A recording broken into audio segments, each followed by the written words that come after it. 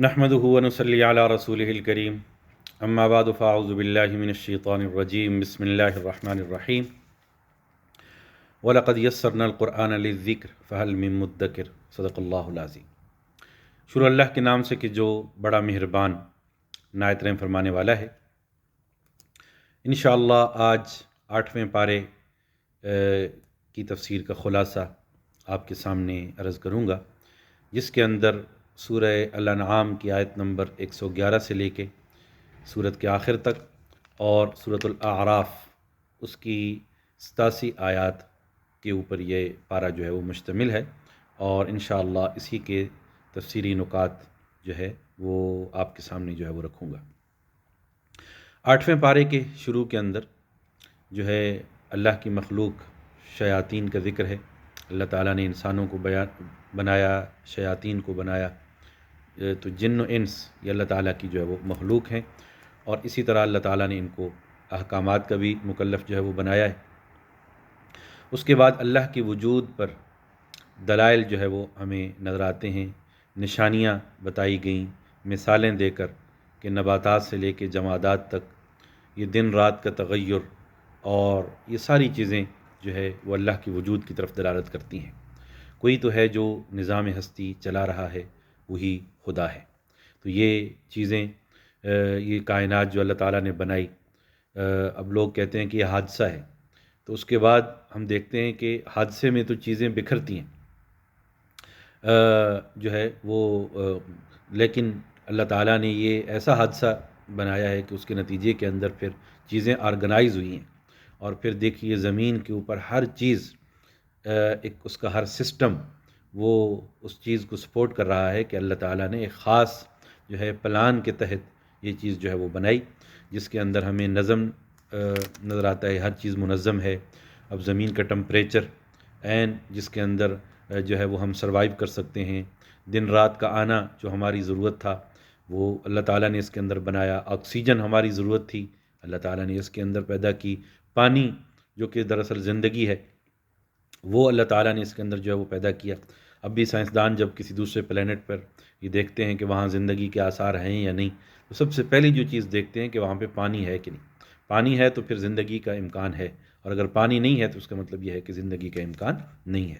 پھر اللہ تعالیٰ نے ایک خاص سسٹم کہ سمندروں سے بخارات اٹھتے ہیں، کلاؤڈز بنتے ہیں، اور پھر دوسری جگہوں پر بارش جو ہے وہ ہوتی ہے، اور اسی طرح سردیوں میں جو کولڈ سٹوریج ایک لحاظ سے بنائے، پہاڑوں پر برف پڑتی ہے اور وہ جم جاتی ہے، اور پھر گرمیوں میں جب پانی کی ضرورت ہوتی ہے تو وہ گلیشیئرز ٹوٹ کر پگھلتے ہیں، اور پھر جو ہے پانی ہمیں جو ہے وہ ملتا ہے۔ غذا، زمین جو ہے وہ غلہ اگل رہی ہے، غذا اگل رہی ہے، سورج حرارت پیدا کر رہا ہے، وہ ہماری ضرورت تھا۔ چاند، وہ اس کی بھی جو ہے وہ فوائد ہیں، سمندر کے اندر یہ مد و جزر جو آتا ہے اور ہلچل جو آتی ہے پانی کا، تو یہ چاند کی وجہ سے جو ہے وہ ہے۔ زمین کے اندر اللہ تعالیٰ نے گریوٹی رکھی، کشش ثقل رکھی، تو یہ بھی ہماری جو ہے وہ ضرورت تھی۔ تو ہر چیز اس کے اندر اتنے سسٹم ہیں کہ ابھی ہمیں معلوم بھی نہیں ہے کہ کتنے اور سسٹم جو ہے وہ کام کر رہے ہیں، اور یہ دراصل پورے انسان کی خدمت کے لیے، اس کے لیے جو ہے وہ اسی کے نتیجے کے اندر ہمیں یہ نعمتیں جو ہے وہ ملتی ہیں۔ تو یہ اللہ تعالیٰ نے قرآن مجید کے اندر فرمایا کہ ہم نے پوری کائنات کو انسان کے لیے جو ہے وہ مسخر کر دیا، اور یہ زمین بظاہر گول ہے، فٹ بال کی طرح ہے، لیکن ہم اس پر چلتے ہیں اور ہمیں محسوس بھی نہیں ہوتا کہ یہ جو ہے وہ گول ہے۔ تو یہ اس وجہ سے قرآن کے اندر فرمایا گیا کہ ہم نے زمین کو بچھا دیا، گول ہونے کے باوجود اس کو بچھا دیا۔ تو یہ ساری چیزیں ہیں، جتنا بھی انسان غور کرتا ہے اللہ کی وجود کی طرف، اللہ کی نشانیوں کی طرف، ان کائنات پہ غور و فکر کرنے سے، تدبر کرنے سے اللہ کی وجود پر مزید انسان کا ایمان جو ہے وہ مستحکم ہوتا ہے۔ حلال و حرام کے حوالے سے ایک اہم ہدایت دی گئی، لا تأکلوا مما لم یذکر اسم اللہ علیہ، جس چیز پر اللہ کا نام نہ لیا جائے اس کو نہ کھاؤ۔ تو یہ ایک اہم ہدایت ہے کہ وہ گوشت کہ جو حلال طریقے سے ذبح نہیں ہوا اس کا کھانا ہمارے لیے جو ہے وہ جائز نہیں ہے۔ اور پھر فَمَن يُرِدِ اللَّهُ أَن يَهْدِيَهُ يَشْرَحْ صَدْرَهُ لِلْإِسْلَامِ، اللہ تعالیٰ جس کے لیے بھلائی چاہتے ہیں اسے جو ہے وہ دین اسلام کی سمجھ دے دیتے ہیں، اس کے سینے کو اسلام کے لیے کھول دیتے ہیں۔ تو یہ ہدایت اللہ تعالیٰ کا بہت بڑا انعام ہے۔ تو اس وجہ سے حدیث کے اندر بھی آتا ہے من یرد اللہ بہ خیرا یفقہہ فی الدین، اللہ جب کسی کے ساتھ بھلائی کا ارادہ چاہتے ہیں اسے دین کی سمجھ عطا کر دیتے ہیں۔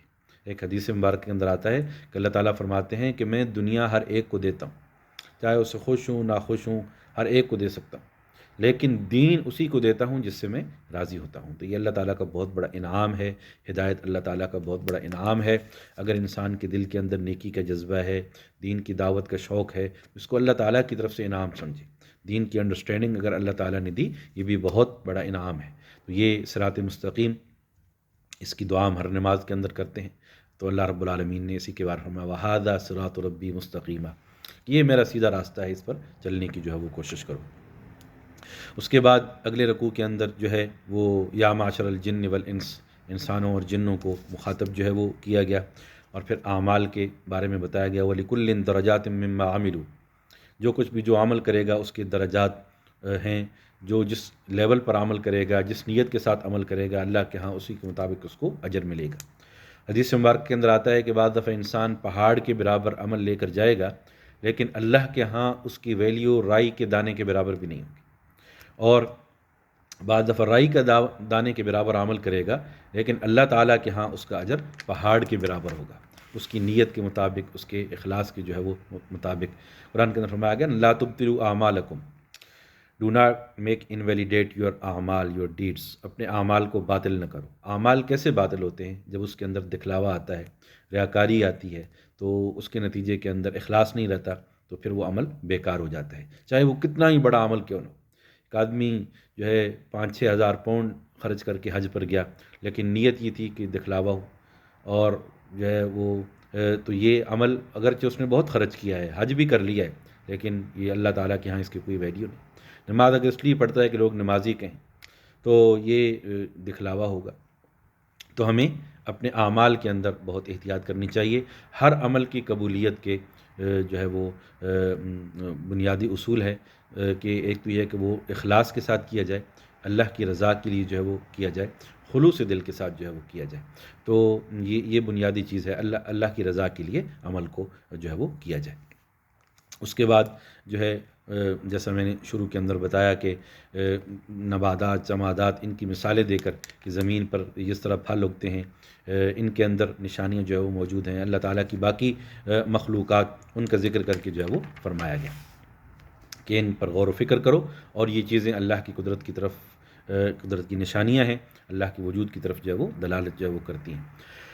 اگلے ایک رکوع ہے قل تعالوا واتلوا ما حرم ربکم علیکم اللہ تشرکوا بہ شیئا۔ اس پورے رکوع کے اندر اللہ رب العالمین نے وہ چیزیں جو حرام اعمال ہیں، پروہیبٹڈ چیزیں ہیں، ان کے بارے میں ہماری رہنمائی کی۔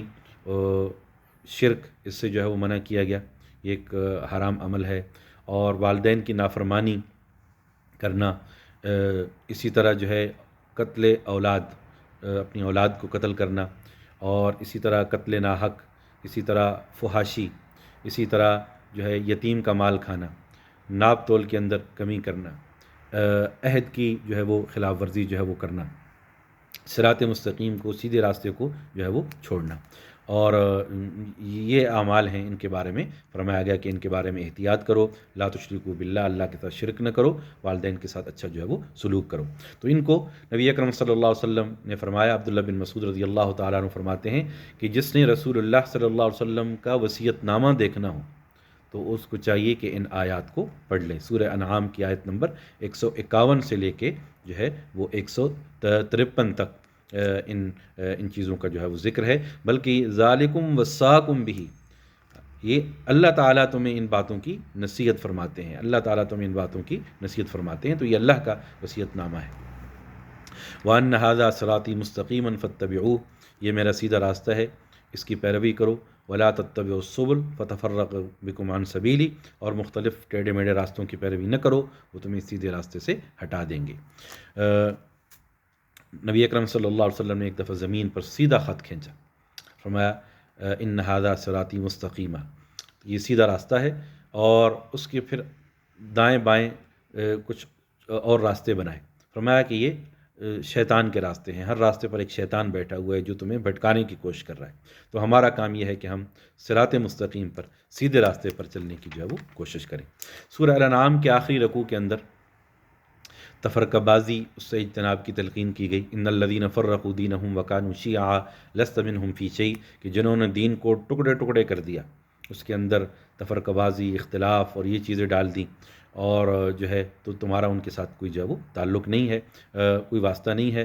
انما امرہم الی اللہ، their matter is with their lord, ان کا معاملہ اللہ کے ذمہ ہے۔ ثم ینبئہم بما کانوا یعملون، پھر اللہ تعالیٰ انہیں بتائیں گے جو انہوں نے اعمال کیے۔ من جاء بالحسنہ ولہ عشر امثالہا، جو ایک نیکی کرے گا اس کا اجر 10 نیکیوں کے برابر انسان کو جو ہے وہ ملے گا، 10 گنا اجر اللہ تعالیٰ اسے عطا فرمائیں گے۔ لیکن جو گناہ کرے گا تو اس کا ایک ہی گناہ اس کے نام اعمال کے اندر لکھا جائے گا۔ تو یہ اللہ تعالیٰ کی رحمت کی جو ہے ہمیں ایک واضح مثال جو ہے وہ نظر آتی ہے کہ ہر نیکی پر 10 گنا اجر اور ہر گناہ پر ایک ہی گناہ، یہاں تک کہ جب انسان نیکی کا ارادہ کرتا ہے تو اسی وقت وہ لکھ دی جاتی ہے، اور جب اس کو پورا کرتا ہے تو اس کے اخلاص کے مطابق اس کو 10 گنا جو ہے وہ لکھا جاتا ہے۔ اور انسان جب گناہ کا ارادہ کرتا ہے تو ارادے پر گناہ نہیں لکھا جاتا، لیکن جب جو ہے وہ گناہ کر بیٹھتا ہے تو پھر ایک ہی گناہ اس کے نام اعمال کے اندر لکھا جاتا ہے۔ تو یہ اللہ تعالیٰ کی رحمت کی ایک علامت ہے کہ اللہ تعالیٰ کتنے غفور الرحیم ہیں، رحم دل ہیں، مہربان ہیں۔ وہ اس انتظار کے اندر نہیں بیٹھے کہ ہم غلطی کریں، گناہ کریں اور فوراً اللہ تعالیٰ ہمیں پکڑ لیں۔ اللہ تعالیٰ تو مہلت دیتے ہیں، اور یہ مہلت بار بار ملتی ہے۔ دنیا مزرعۃ الآخرہ، دنیا جو ہے وہ آخرت کی جو ہے وہ کھیتی ہے۔ یہی چیز انہی آیات کے اندر جو ہے وہ بیان کی گئی۔ وَلَا تَزِرُ وَازِرَةٌ وِزْرَ أُخْرَىٰ، کوئی دوسرے کا بوجھ نہیں اٹھائے گا۔ ثم الی ربکم مرجعکم، پھر تم سب کو تمہارے رب، اپنے رب کی طرف واپس جو ہے وہ آنا ہے۔ فینبئکم بما کنتم فیہ تختلفون، پھر تمہیں بتائے گا ان چیزوں کے بارے میں جن کے اندر تم اختلاف کرتے تھے۔ اور یہ بھی ایک دعا بھی سکھائی گئی، قل ان صلاتی و نسکی و محیای و مماتی للہ رب العالمین۔ ہماری زندگی کا مقصد اس آیت کے اندر جو ہے وہ بتا دیا گیا کہ کہہ دیجئے کہ بے شک میری نماز، میرے تمام مراسم عبودیت، میرا زندہ ہونا، میرا مرنا، میری زندگی، میری موت، سب اللہ رب العالمین کے لیے ہے۔ تو ایک مسلمان کی زندگی کا یہی مقصد ہے کہ اپنے رب کو جو ہے وہ راضی کر لے۔ نماز پڑھتا ہے تو کس لیے اپنے رب کو راضی کرتا ہے، روزے رکھتا ہے کس لیے اپنے رب کو راضی کرتا ہے، زکوٰۃ اور حج کرتا ہے اس لیے کہ اپنے رب کو جو ہے وہ راضی کرے۔ تو مومن کا ہر عمل اللہ کو راضی کرنے کے لیے ہوتا ہے۔ اور اگلی جو صورت ہے وہ صورت الاعراف ہے۔ اعراف جنت اور جہنم کے درمیان ایک مقام کو کہتے ہیں۔ تو اس کے بارے میں ایک اصحاب الجنہ جو جنتی ہوں گے، ایک اصحاب الجہنم جو جہنمی ہوں گے، اور ان کے درمیان کچھ ایک مقام ہوگا جہاں پر وہ لوگ ہوں گے جن کی نیکیاں اور گناہ برابر تھے۔ ان کی نیکیاں اتنی کافی نہیں تھیں کہ وہ جنت میں داخل ہوتے، اور ان کے گناہ اتنی نہیں تھے کہ وہ جہنم میں جاتے۔ تو اللہ رب العالمین نے ان کو جو ہے ایک خاص مقام پر جو ہے وہ رکھیں گے، اور پھر الٹیمیٹلی اللہ کی رحمت سے وہ لوگ بھی جنت کے اندر جو ہے وہ داخل ہوں گے۔ تو اسی مناسبت سے اس صورت کا نام جو ہے وہ رکھا گیا، اس لیے کہ ایک پورا ڈائلاگ ہے، مکالمہ ہے اہل جنت کا جہنم کے ساتھ اور اہل جہنم کا جنت کے ساتھ۔ تو یہ 3 جو گروہ ہیں ان کا خصوصیت کے ساتھ اس صورت کے اندر ذکر کیا گیا۔ بنیادی اس صورت کے اندر جو اس کا موضوع ہے وہ دعوت اور رسالت ہے، اور اس کے اندر ڈرانے کا انداز، الارمنگ اور وارننگ کے انداز کے اندر جو ہے وہ تنبیہ جو ہے وہ کی گئی۔ 9 بنیادی طور پر ہمیں نکات اس صورت کے اندر جو ہے وہ ملتے ہیں۔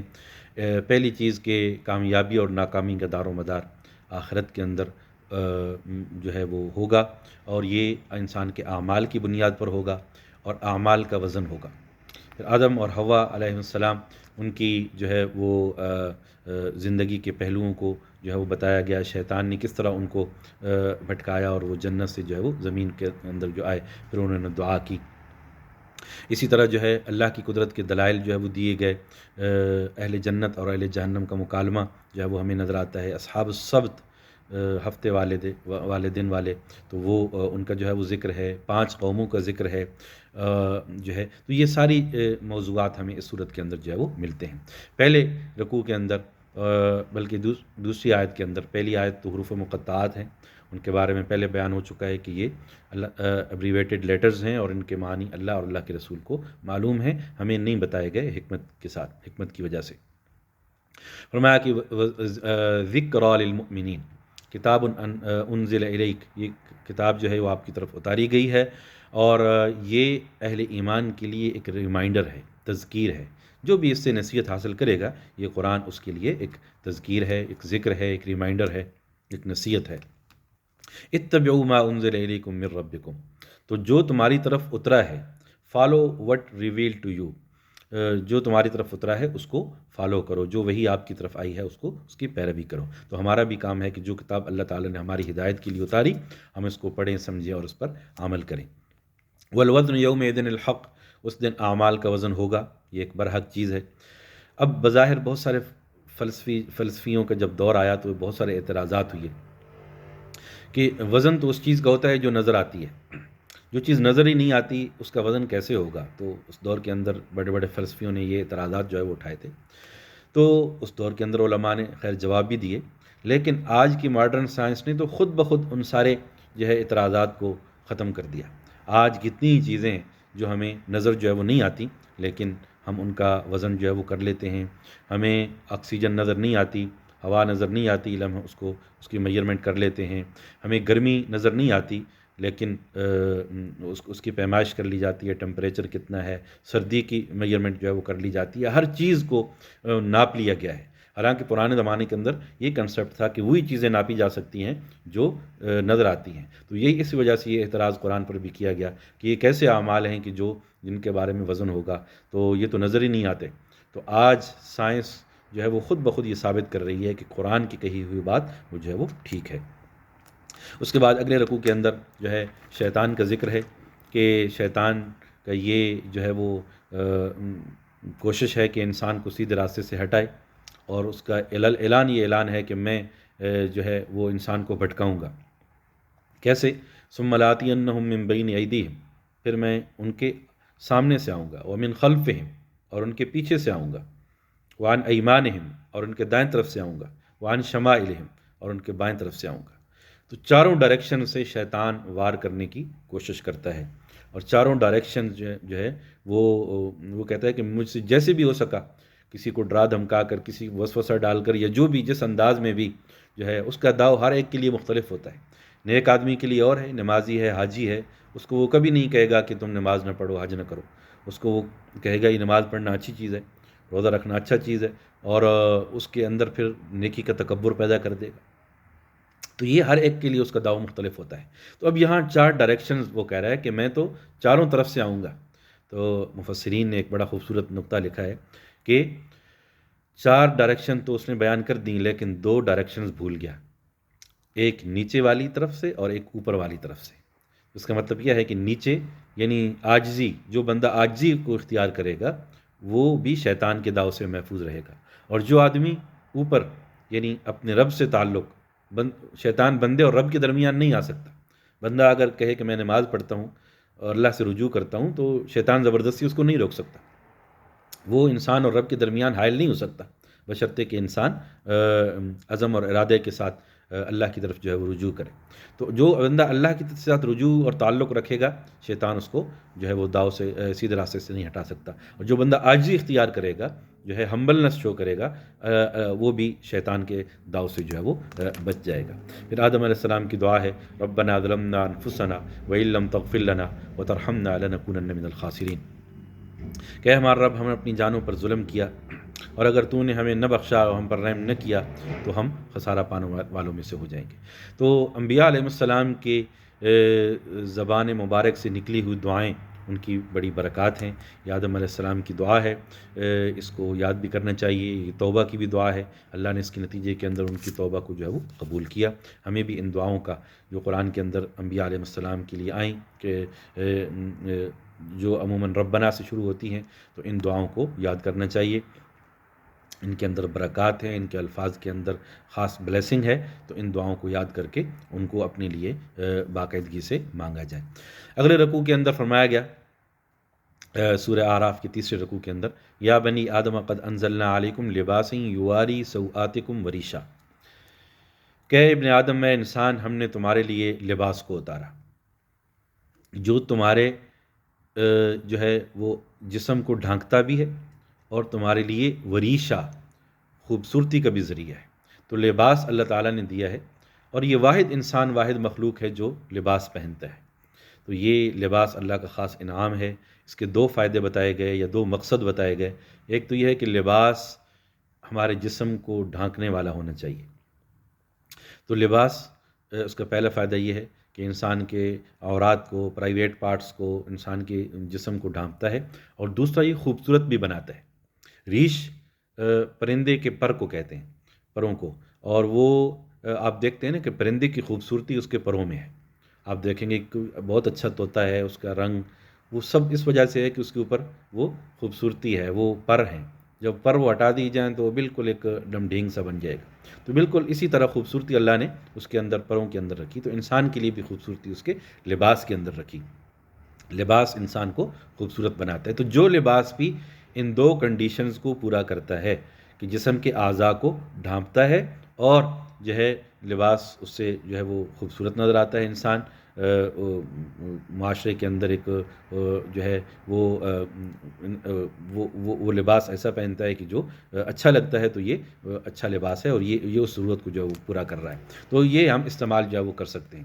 اس کے اندر کوئی زیادہ جو ہے ایسی چیزیں کہ لباس کے اندر کہ جو انسان کو بالفرض سی تھرو، انسان کپڑے تو پہنتا ہے لیکن اس کے اندر وہ اندر سے نظر آ رہا ہے، سی تھرو کلوتھز ہیں، تو اب یہ لباس اس مقصد کو نہیں پورا کر رہا جو یہ کیا۔ یا بعض دفعہ انسان نائٹ ڈریس میں ہوتا ہے، تو جب بھی مسجد میں آؤ، خذوا زینتکم عند کل مسجد، آگے اسی رکوع کے اندر فرمایا گیا کہ مسجد کے اندر جب آؤ تو زیب و زینت کے ساتھ آؤ۔ زیب و زینت کا کیا مطلب ہے کہ لباس ایسا ہو جو خوبصورت بھی لگے، اچھا بھی لگے، اور دوسرا جو ہے وہ ظاہر ہے کہ اعضاء کو کور بھی کر رہا ہو۔ تو جب یہ دو مقاصد کو وہ پورا کرتا ہے تو وہ لباس جو ہے وہ پہننا چاہیے۔ کلوا واشربوا ولا تسرفوا، کھاؤ پیو اور اسراف نہ کرو۔ انہ لا يحب المسرفین، اللہ تعالیٰ فضول خرچی کرنے والوں کو پسند جو ہے وہ نہیں فرماتے۔ اگلے رکوع کے اندر جو ہے کچھ اخلاقی کمزوریوں ان کا جو ہے وہ ذکر ہے، اور جو ہے فحاشی اس کے بارے میں جو ہے وہ بتایا گیا کہ یہ اللہ تعالیٰ نے اس کو جو ہے وہ حرام کیا ہے، چاہے وہ ظاہر ہو چاہے وہ باطنی ہو۔ جو لوگ اللہ کی آیات کا انکار کرتے ہیں وہ جہنمی ہیں۔ والذین کذبوا بآیاتنا واستکبروا عنہا، تکبر کرتے ہیں، اللہ کی آیات کے مقابلے میں اکڑ دکھاتے ہیں، اولئک اصحاب النار، یہ لوگ جو ہے وہ جہنمی ہیں۔ اگلے رکوع کے اندر جو ہے وہ فرمایا گیا کہ جو لوگ ہماری آیات کو جھٹلاتے ہیں، تکبر کرتے ہیں، لا تفتح لهم ابواب السماء ولا يدخلون الجنہ، آسمان پر رحمت کے دروازے بھی ان کے لیے نہیں کھولے جائیں گے اور وہ جنت میں داخل بھی نہیں ہوں گے۔ اور اس کے بعد جو ہے وہ اہل ایمان کی ایک دعا کا ذکر ہے، وقال الحمد للہ الذی ہدانا لہذا وما كنا لنہتدی لولا ان ہدانا اللہ، کہ ہمارا رب تیرا شکر ہے کہ تو نے ہمیں ہدایت دے دی، اور اگر تم ہمیں ہدایت نہ دیتا تو ہم ہدایت نہ پاتے۔ تو ہدایت اللہ تعالیٰ کا بہت بڑا جو ہے وہ انعام ہے، اور اخروی کامیابی یہ بھی دراصل اللہ کی رحمت سے ہوگی۔ نبی اکرم صلی اللہ علیہ وسلم نے ایک حدیث مبارک کے اندر فرمایا ہے، وَاعْلَمُوا أَنَّ أَحَدُكُمْ لَن يَدْخُلُهُ عَمَلُهُ الْجَنَّةِ، کسی شخص کو اس کا عمل جنت میں لے کر نہیں جائے گا۔ ہر آدمی اللہ کی رحمت کے ساتھ جنت میں جائے گا۔ Everyone will enter into Jannah because of the mercy of Allah subhanahu wa ta'ala. No one will enter into Jannah just because of his deeds or her deeds or اعمال۔ اپنے اعمال کی وجہ سے انسان جنت میں نہیں جائے گا بلکہ اللہ کی رحمت سے جنت میں جائے گا۔ پھر صحابہ کرام نے پوچھا، ایون یو یا رسول اللہ، آپ بھی اے اللہ کے رسول صلی اللہ علیہ وسلم؟ تو آپ صلی اللہ علیہ وسلم نے فرمایا کہ یس ایون می، ہاں میں بھی اللہ کی رحمت کے ساتھ جو ہے وہ اللہ کی رحمت کے ساتھ اور اس کے فضل کے ساتھ جنت کے اندر جو ہے وہ داخل ہوں گا۔ تو ہم سب اللہ کی رحمت کی جو ہے وہ طلبگار ہیں۔ اہدنا الصراط المستقیم، ہدایت کی دعا ہم کرتے ہیں۔ اللہ کی رحمت جو ہے اس سے ہم مستغنی جو ہے وہ نہیں ہو سکتے، اس کی دعا جو ہے وہ کرنی چاہیے۔ یہ اللہ کی رحمت ہی ہوتی ہے جو ہمیں اعمال کی توفیق بھی جو ہے وہ دیتی ہے۔ تو اس اللہ کی رحمت کی دعا جو ہے وہ کرنی چاہیے۔ اس کے بعد مکالمے کا ذکر ہے، جیسا میں نے شروع کے اندر سورت کی خلاصہ بیان کرتے ہوئے بھی کہا تھا کہ اہل جنت اور اہل جہنم کا مکالمہ، اصحاب الاعراف کا جو ہے وہ مکالمہ، ان تینوں کا ذکر جو ہے وہ کیا گیا۔ اہل جہنم کی پکار بھی جو ہے وہ کی گئی، ان کا واویلا بھی جو ہے وہ یہاں پہ جو ہے وہ کوٹ کیا گیا۔ لیکن اللہ تعالیٰ نے فرمایا کہ یہ وہ لوگ تھے جنہوں نے دین کو ٹھٹھا اور مذاق بنایا ہوا تھا۔ اتخذوا دینہم لہوا ولعبا وغرتہم الحیات الدنیا، دنیا کی زندگی نے ان کو دھوکے میں رکھا ہوا تھا۔ تو جس طرح یہ دنیا میں اللہ کو بھول گئے، آج میں بھی ان کو بھول رہا ہوں جو ہے۔ تو یہ جو ہے ان کے انجام کا جو ہے وہ ذکر ہے۔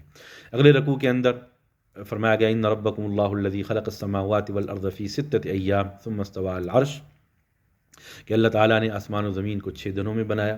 اب یہ دن اور رات ایک تو ہمارے ہیں، اور دوسرا کائنات کے اندر باقی اور جو ہے وہ دن یا رات ان کی جو کیفیت ہے وہ یا دن ہیں وہ اللہ تعالیٰ کے نالج کے اندر ہیں۔ ہم ان کو اپنی دنیا کے 24 گھنٹوں کے ساتھ کمپیئر جو ہے وہ نہیں کر سکتے۔ اب اس کا صحیح کیا مطلب ہے کہ اللہ نے اس کو 6 سٹیجز میں بنایا، 6 مدارج میں جو ہے وہ بنایا، کس طرح بنایا، یہ متشابہات میں سے ہے، اور ہمیں اس پر ایمان جو ہے وہ لانا چاہیے۔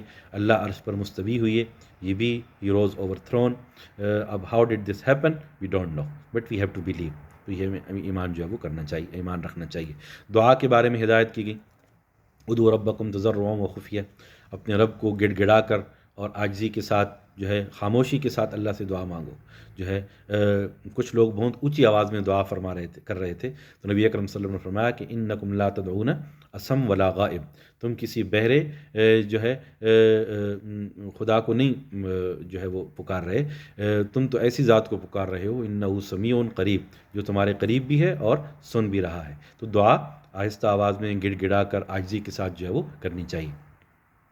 اور فرمایا کہ ولا تفسدوا فی الارض بعد اصلاحها، زمین کے اندر جو ہے وہ اصلاح کے بعد فساد نہ پیدا کرو، ودعوہ خوفا وطمعا، امید کے ساتھ جو ہے خوف کے ساتھ اللہ تعالیٰ کو پکارو۔ ان رحمت اللہ قریب من المحسنین، بے شک اللہ تعالیٰ کی رحمت جو ہے وہ نیکوکاروں کو جو ہے وہ قریب ہے۔ اس کے بعد اگلی 5 قوموں کا جو ہے وہ ذکر ہے، نوح علیہ السلام اور ان کی قوم کا جو ہے وہ ذکر، اور اسی طرح جو ہے وہ عاد، قوم عاد کی طرف ہود علیہ السلام کا ذکر کہ ان کو جو ہے وہ بھیجا گیا، اور اسی طرح سمود کی طرف ان کے بھائی صالح علیہ السلام کو جو ہے وہ بھیجا گیا، اور اسی طرح قوم مدین کی طرف شعیب علیہ السلام کو بھیجا گیا۔ تو ان کی اور پھر فرعون کا انجام اور اس کا جو ہے وہ ذکر ہے، موسیٰ علیہ السلام کا ذکر ہے، فرعون نے کیسے جو ہے وہ اللہ کی جو ہے کے مقابلے میں تکبر کیا، خدائی کا جو ہے وہ دعویٰ کیا۔ تو یہ 5 قوموں کے قصے ہمیں جو ہے وہ نظر آتے ہیں۔ اللہ رب العالمین سے دعا ہے کہ جو کچھ پڑھا گیا اس کو ہمیں سمجھنے کی جو ہے وہ توفیق عطا فرمائے، اس پر عمل کرنے کی جو ہے وہ توفیق عطا فرمائے۔ اپنی زندگی میں سے اللہ تعالیٰ ہمیں توفیق عطا فرمائے کہ ہر روز کچھ نہ کچھ حصہ اللہ کے کلام کے لیے ہم اس کو جو ہے وہ وقف کریں، قرآن کو پڑھیں، سمجھیں، عمل کریں، یاد کریں۔ ہماری زندگیاں گزر جاتی ہیں اور چند صورتوں سے زیادہ ہمیں قرآن یاد نہیں ہوتا۔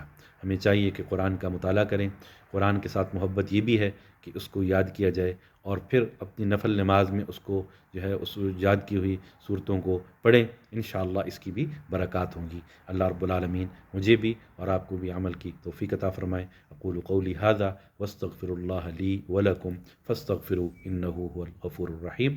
والسلام علیکم ورحمۃ اللہ وبرکاتہ۔